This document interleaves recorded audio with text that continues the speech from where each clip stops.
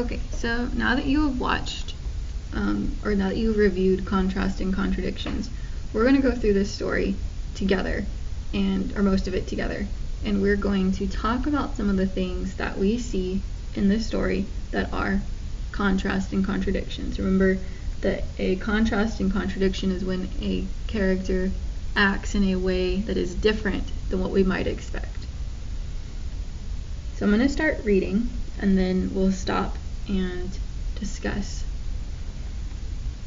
She was a large woman with a large purse that had everything in it but hammer and nails. It had a long strap, and she carried it slung across her shoulder. It was about 11 o'clock at night, and she was walking alone, when a boy ran up behind her and tried to snatch her purse. The strap broke with a single tug the boy gave it from behind. But the boy's weight and the weight of the purse combined caused him to lose his balance. So instead of taking off full blast as he had hoped, the boy fell on his back on the sidewalk and his legs flew up. The large woman simply turned around and kicked him right square in his blue jeans sitter. Then she reached down, picked the boy up by his shirt front, and shook him until his teeth rattled. After that, the woman said, "Pick up my pocketbook, boy, and give it here." She still held him, but she bent down enough to permit him to stoop and pick up her purse. Then she said, "Now ain't you ashamed of yourself?" Firmly gripped by his shirt front, the boy said, "Yes, ma'am." The woman said, "What did you want to do it for?" The boy said, "I didn't aim to." She said, "You a lie." By that time, 2 or 3 people passed, stopped, turned to look, and some stood watching. "If I turn you loose, will you run?" asked the woman. "Yes, ma'am," said the boy. "Then I won't turn you loose," said the woman. She did not release him. "I'm very sorry, lady." "I'm sorry," whispered the boy. "And your face is dirty. I got a great mind to wash your face for you. Ain't you got nobody at home to tell you to wash your face?" "No, ma'am." "Then it will get washed this evening," said the large woman, starting up the street, dragging the frightened boy behind her.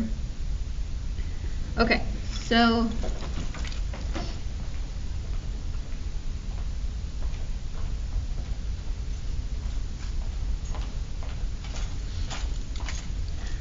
I noticed a contrast and contradiction, and I've highlighted this sentence right here, and this is what I said. I marked it as a contrast and contradiction. You can just I'm going to change this. You can just mark it as C and C because that's probably easier. And the reason I marked it this way is because this is the opposite of how I would expect her to act.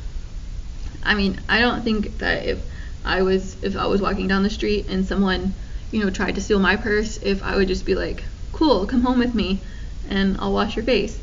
I may have done something differently. So when you see a contrast and contradiction, because we've been talking about it, you ask yourself, why would the character do this? And some of the examples could be, we really don't know enough about her to really have a real answer, so we're going to have to make some inferences. So maybe she knows his mother. Maybe she's just a kind person. Maybe she's experienced what he's going through. Maybe she knows what it's like to have to steal. So maybe she's got some similarities between him. But like I said, we really don't know enough yet to know for sure, but this would be a good time to stop and make a prediction. Okay, so let's continue to read. And if at this point you think you're ready to go and go by yourself, you can stop this video and make sure you read and annotate this entire thing and do the chart on the last page, and make sure you turn it in. But if you still need some more help, I'm going to continue walking you through this. He looked as if he were 14 or 15, frail and willow wild, in tennis shoes and blue jeans. The woman said, "You ought to be my son. I would teach you right from wrong. Least I can do right now is to wash your face. Are you hungry?" "No, ma'am," said the being dragged boy. "I just want you to turn me loose." "Was I bothering you when I turned that corner?" asked the woman. "No, ma'am." "But you put yourself in contact with me," said the woman. "If you think that contact is not going to last a while, you got another thought coming. When I get through with you, sir, you are going to remember Mrs. Luella Bates Washington Jones." Sweat popped out on the boy's face and he began to struggle. Mrs. Jones stopped, jerked him around in front of her, and put a half Nelson about his neck, and continued to drag him up the street. When she got to the door, she dragged the boy inside, down a hall, and into a large kitchenette-furnished room at the rear of the house. She switched on the lights and left the door open. The boy could hear other roomers laughing and talking in the large house. Some of their doors were open too, so he knew he and the woman were not alone. The woman still had him by the neck in the middle of her room. She said, "What's your name?" "Roger," answered the boy. "Then, Roger, you go to that sink and wash your face," said the woman, whereupon she turned him loose, at last. Roger looked at the woman, looked at the door, and went to the sink. "Let the water run until it gets warm. Here's a clean towel." Okay, so he has an opportunity to leave, and he doesn't. So the contrast and contradiction is that earlier he would have left. He was trying to get away, but now he's not. So the question you need to be asking yourself here is, why would Roger act like this? Why would he stay when earlier he said he was ready to bolt? And so I want you to write this question in a comment, and then I want you to actually answer this question. Make some predictions about what you think might be going on here. Why would he suddenly decide to stay? And I want you to answer that question off to the side.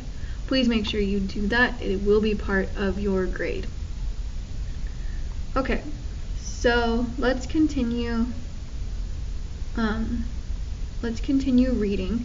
So what I want you to do is I want you to go ahead and I'm going to read this one more section to you, and then we're going to stop, and I'm going to let you read the rest of it. So it says, "Let the water run until it gets warm," she said. "Here's a clean towel." "You gonna take me to jail?" asked the boy, bending over the sink. "Not with that face, I would not take you nowhere," said the woman. "Here I am trying to get home to cook me a bite to eat, and you snatch my pocketbook? Maybe you ain't been to your supper either, late as it be, have you?" "There's nobody home at my house," said the boy. "Then we'll eat," said the woman. "I believe you're hungry, or been hungry, to try to snatch my pocketbook." "I wanted a pair of blue suede shoes," said the boy. Well, you didn't have to snatch my pocketbook to get some suede shoes," said Mrs. Luella Bates Washington Jones. "You could have asked me." "Ma'am?" The water dripping from his face, the boy looked at her. There was a long pause, a very long pause. After he had dried his face and not knowing what else to do, dried it again, the boy turned around, wondering what next. The door was open. He could make a dash for it down the hall. He could run. The woman was sitting on the daybed. After a while, she said, "I were young once, and I wanted things I could not get." There was another long pause. The boy's mouth opened, then he frowned, but not knowing he frowned. The woman said, "You thought I was going to say, but, didn't you? You thought I was going to say, but I didn't snatch people's pocketbooks." "Well, I wasn't going to say that." Pause. Silence. "I've done things too, which I would not tell you, son, neither tell God, if you didn't already know. So you sit down while I fix us something to eat. You might run that comb through your hair so you will look presentable." Okay, so this is an important place to stop because I've noticed several contrasts and contradictions, and hopefully you did too. So go back and find some places where characters act in a way that's different than maybe you would expect. So for example, once again, he's given the opportunity to run. And he doesn't. But doesn't. So again, why would he act like this? Okay? And answer this question. So what I want you to do is I want you to do that, go back and mark any other contrasts and contradictions, and then I want you to read the rest of the story by yourself.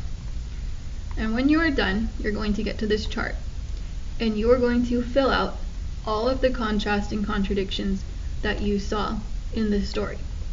So the first one would be that Mrs. Jones offers to take the boy who tried to steal her purse home with her to wash his face. So that's the first contrast and contradiction we see.